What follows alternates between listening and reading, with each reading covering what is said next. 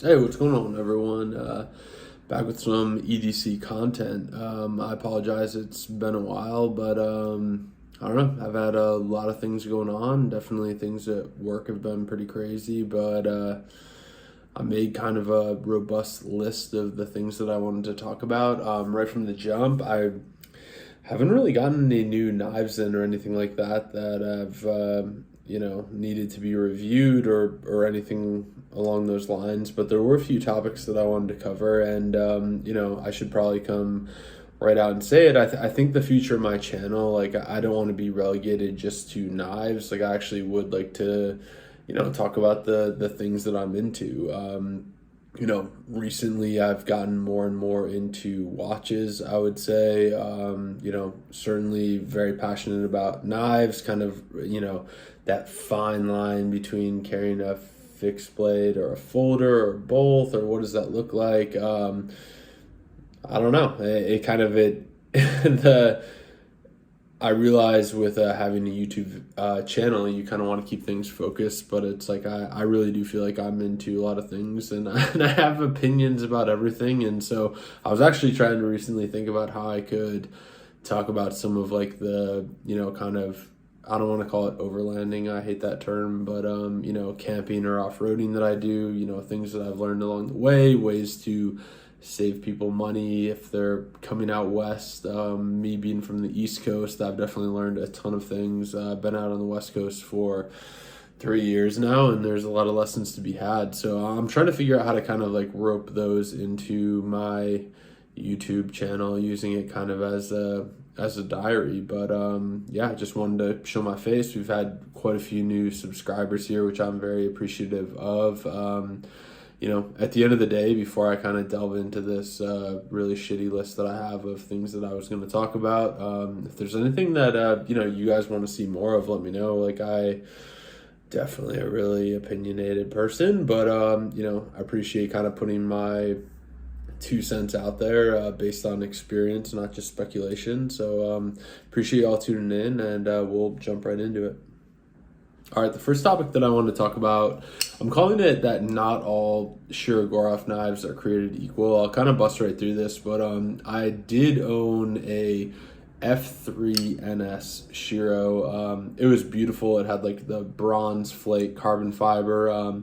Really nice knife, but I sold it just because I found I really wasn't carrying it too much. And then in one of our waffles from our group, Only Blades Greater Than $250, which, gotta say, guys, I usually just enter the waffles or the raffles just to kind of get them going so that people will be like, oh man, people are getting spots here, I gotta pick one up or whatever. But I always have my wife pick the number for me, and I'm gonna be honest with you, she's batting like 4 out of 5. Like, I mean, she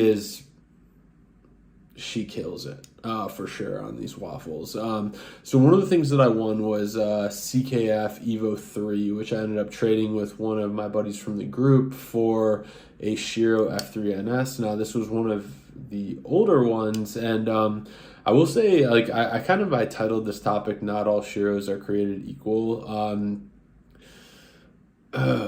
I don't know. I kind of had a problem. So some of the older F3NSs, realizing that the newer ones are multi-row bearing system, which, like, I love those. They're, I mean, spot on. Like, the machining, everything, they're absolutely gorgeous knives. The older ones, and they kind of come with like a receipt that looks like it was printed on a typewriter. I'm gonna be honest with you too.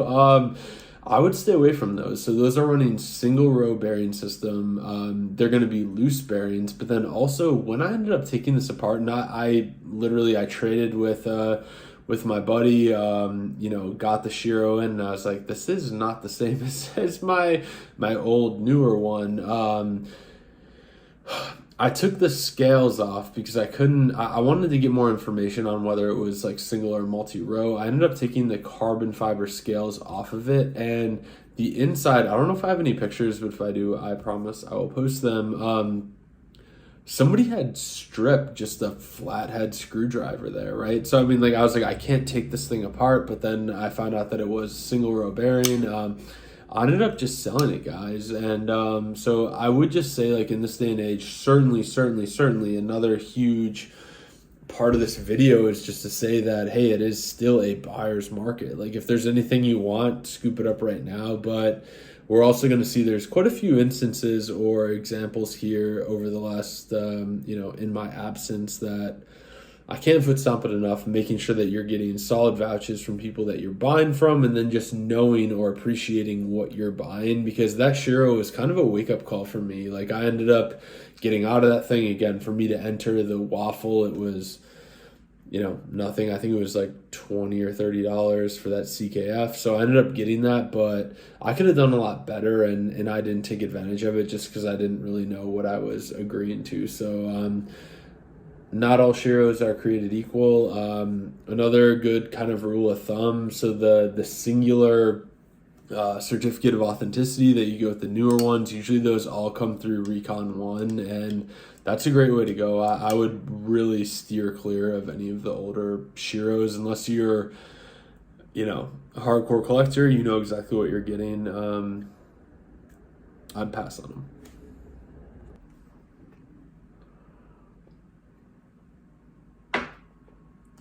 All right, the next topic that I want to talk about was fixed blade knives, and I did kind of my state of the collection as far as fixed blades go, but we had one of my subscribers, which I appreciate it. Just because I felt like the video is going to be too long, I kind of cut it short, but I cut out all the ones that my buddy Drew made. So my buddy Drew, he's actually he's a part of the training detachment for a counterterrorism team in Virginia Beach, but he puts out absolutely amazing knives, fixed blades mostly, and I have quite a few that he made, and even Devin, so the kind of co-founder of the Only Blades Greater Than 250, he made us knives. And I mean, they're absolutely amazing. I have one of them right here, which he most recently made for me. So this is going to be Chad Nichols Damascus with a 3.5-inch blade. Definitely super stabby. This is also going to be a carbon fiber handle here with these brass pins. I have it set up with the sheath for scout carrying, as I am known to do.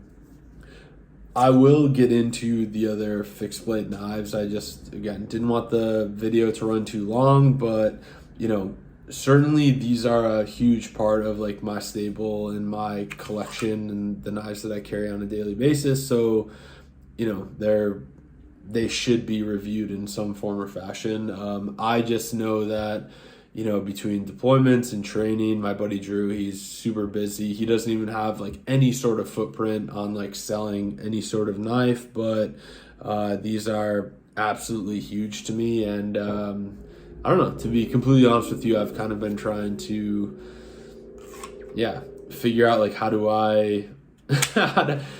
I describe these knives, since they're such a big part of like my life and my collection, without being like, hey, yeah, but sorry, you can't get them. Like, I don't think that's fair either. So I'm going to be working on that though. But, that comment was well heard. I really appreciate the feedback, and I will definitely be reviewing those other fixed blades in the near future. All right, the next item on my list is going to be this trip I recently took to Austin, Texas. It was awesome. I went to a music festival. I'm saying now, didn't know it was a music festival at the time, but ended up seeing two of my favorite artists, Zach Bryan one night, Tyler Childers the other. I did end up bringing a knife with me, which was this Benchmade Bug Out and M390, which, I still like. I'm a huge fan of this knife. I think it's great, but it's one of those knives that I threw in my shaving kit in my check bag, and I was fully expecting not to have this show up when I got back to California. But here it is. It made it, and if you all have been watching this channel for a while, you know that why I started this channel was basically I had a 0561. Zero tolerance, so Hinder designed an LMAX that was taken out of my checked baggage by TSA, and then this channel kind of started for me shopping for a new knife after that thing was dead and gone. But the Benchmade Bug Out made it back. I really wish I would have that zero tolerance back though. That thing was awesome. What are you gonna do?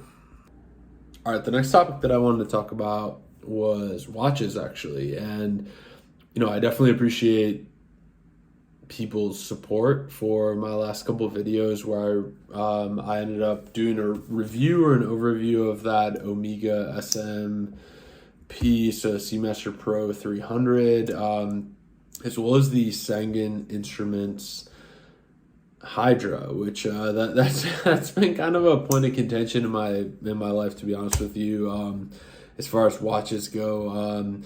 So I ended up again. So I'm a Sangen Instruments Plank owner. So I was one of the original 300 people to kind of invest in their company, and so that being said, I get early access to any new models of their watches that come out, and I ended up getting two of them. One was for my buddy from Anti-Watch Watch Club, Alex Hundos. Done a lot of good stuff with him, really solid guy, and I knew he wanted it for the right reasons, just keeping in mind that, these Sangen drops, it's like Lord of the Flies. It's pretty cool to see how quickly everything goes, but ended up getting a brushed and a DLC version of this watch. Sent him the DLC, no drama, whatever. He got it, and I had the brush version, which I really did like, but at the same time I was like, man, I need another watch. Like, I need a hole in my head. And at the time I had already had my sights set on this little guy right here. So Tudor Pelagos Blue, I guess that's what you call it. I ended up selling him my brushed, and the real irony being, which again, I'm sure that this is like the end of my early access plank owner access to Sangen. The girl that he sold his DLC to took it scuba diving, opened one of the crowns underwater, and it has like it's like fucking creek water in this thing, and it's toast. She has to send it back to Sangen for sure. So might be the end of my reign as far as being a Sangen plank owner. Hoping that we don't look into the details too much, and I'm forgiven. But yeah, I am Sangenless yet again. And honestly, if I'm thinking about it again, this is completely off script right here, but I really do, like, I think, like, when you invest in watches, and one of the other things that I was going to talk about with this was, you get people that have these huge collections of $1,000 watches, and I'll post a picture right here. You get people, whether it's like Aries or Sangen, they're like, hey, I got 17 watches or whatever. Like, I've lived that. It's not coming from a place where, I'm just kind of like holier than thou, like, dude, like, Rolex or you're gay, or you can't say that now. Rolex or you're lame, Omega, Panerai, like, you're like, yeah. I think you get to a point though where it's like, all right, cool, I have $17,000 watches, or I could get one or two watches that I wear every day. And that's exactly how I feel about the watch I have on my wrist right here. Like, I mean, certainly my main watch that I wear, or when I think of like, hey, like, what's your watch? I think my Rolex Submariner for sure. But outside of that, and what I kind of had to learn was like, the other watches that I have in my collection, they need to be different from that one. And I found that out with my second Tudor that I owned, which was the Tudor LHD, which stands for left-hand drive, and that is because the crown is on the left-hand side over here. It's kind of like a matte black, so a ceramic bezel as well, and it wasn't different enough from my Submariner, where I was like, if you had only one watch and you only had, $3,500, sure, go with the Pelagos LHD all day. That's going to be a great watch to have and own and appreciate. But if you have a Submariner, I'd switch it up a little bit. That's why I went with the blue. Again, this is going to be the same titanium, whatever. And I will, like, I know that was one of the main feedback items from my experience with the the Omega that I reviewed or did an overview for. Like, I need to do a better job of doing reviews of the watches that I have, but I really don't think you can beat like the bracelet that's on this. Throughout the day, being able to change it up. Depending on how your wrist is swelling, your wrist swells. You don't even know it, but you know it when you have a titanium watch on. That was a big thing for me. So just learning points after learning points. All right, the next topic that I want to talk about, which I know I hit it a little bit earlier, but please make sure if you are buying stuff on the secondary market, realizing that it is completely a buyer's market right now. Our group only blades greater than 250, we're almost up to 800 members now, but it's a daily task of ensuring that scammers aren't getting into our group. Had a recent thing. I'll try to post a few things while I'm talking about that. I think I took screenshots of it. Again, giving myself homework to do later. But it was this guy that he posted these Chris Reeve large Sabenzas, mammoth inlay, which don't come up often at all, and the price point was like, it was pretty close. Like, I'm pretty sure if I was still like after that game, I would have jumped on it as well. Like, the prices were within the realm of possible, so to speak, and it just made me wonder. And I kind of, for fun, like with like AI, ChatGPT being super popular these days, I was like, hey, like write me an advertisement for this Chris Reeve Sabenza. And it was a little bit stupid, right? Like, it was a little bit off the cuff for sure, but reading this guy's ad, which was just like a complete scam. I mean, him being like, hey, I'm trying to get rid of this mammoth, large Sabenza 21. I'm going to keep this one because I kind of feel bad about getting rid of the other one. Like, it was very convincing. So I cannot say it enough. Like, if you are buying stuff on the secondary market, get vouchers. It takes a couple minutes. If anybody gives you flack about asking for that stuff, like, just move on, because you're doing your due diligence. There's just been more than successful knife trades and sales these days. I would say there's more scams out there, which I don't get it. At the end of the day, like, what? Like, the best you'll do is $1,000 or something like that. Most of the time, it's lower end knives, that $300 to $500 range, but it's out there. So this is a buyer's market. If you have cash to spend on a knife, make sure you are getting vouchers, because there's a lot of bad people out there. Look out for that.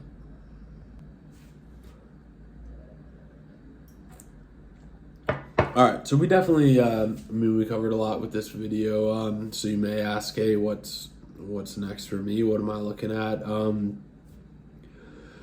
The more I think about it, first of all, let me say the knives that I've been carrying there's 4 different knives that I've been carrying the most, which this is just the most. It's not all the knives that I have. Obviously, I'm still a huge fan of my Curtis F3 medium. I think it's a great knife. I also ended up picking up another Microtech Anox.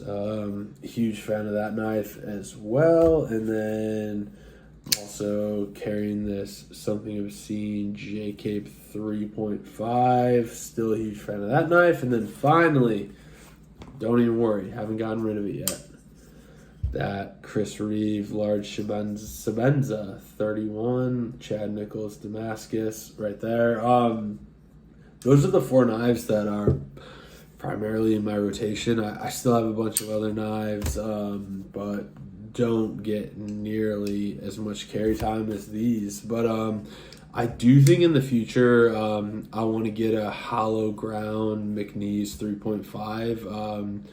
That was one of the knives that Devin sent me. Again, I've owned several McNeese 3.5s, but I want to get a hollow ground one. I think that would definitely be a keeper for me. we'll kind of see. I mean, who knows? Like, if I see some more that I think are worth checking out, I'll definitely go for it. But I think my carry options and my main rotation are pretty well established at this point. The final topic that I wanted to cover was going to be the Sangan knife that came out, right? And I'm going to do a more in-depth review of it. So it's called the Sangan Corsair. I don't want to get into like spoiler alert, whatever, or prolong this video any longer than it is. But my buddy Wes, he ended up snagging one, so he's going to send it to me so I can review it. I'm really excited. I'm so excited to review that thing. Like it's going to be awesome. But yeah, I mean that's kind of one of the other bigger things that have come up recently, and can't wait to get that thing in hand. And I'll let you know if it's worth $800. The jury's still out. I'm just kidding. It's not worth $800, but we'll see how it goes. So with that, appreciate you all tuning in. I don't know. Like things have definitely been a little bit different for me recently, but I'm looking forward to the future. Like I said, I definitely want to do more kind of lessons learned content in EDC. I want to wrap it into the other things that I'm into and that I do on a daily basis. But certainly knives aren't the end all be all. Like we carry different things every day, and I have thoughts about every other thing in my life, and so I might try to get more into that. So stay tuned. But I appreciate you all having the the perseverance to stick with me, and we'll see you next time. Thanks. Take care.